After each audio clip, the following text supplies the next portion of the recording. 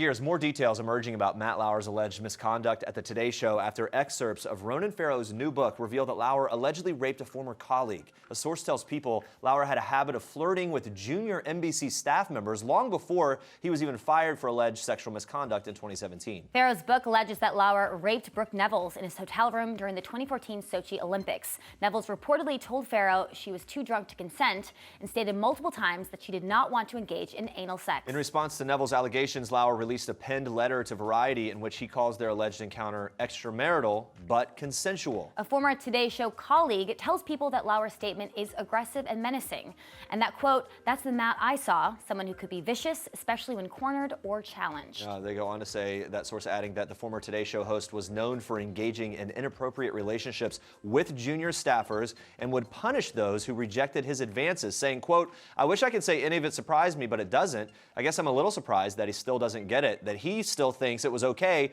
to have affairs with coworkers who absolutely had every reason to feel nervous if they didn't find his attentions flattering." The former colleague says if you didn't find his flirting behavior charming, and just using the word flirting feels wrong because it was so much more predatory than that, and it was not harmless, then you put a target on your back. If you didn't find his comments about your ass or weight loss or your beautiful eyes to be funny or flattering, if you dared to say it was inappropriate, or worst of all, asked him to please not say that again, then you were either dead to him, like you really became invisible, or worse, you were someone he'd talk about in negative terms. The source says they believe Neville's allegations and that, quote, "I also believe that there will be elements of this story that will remain hard for people to understand.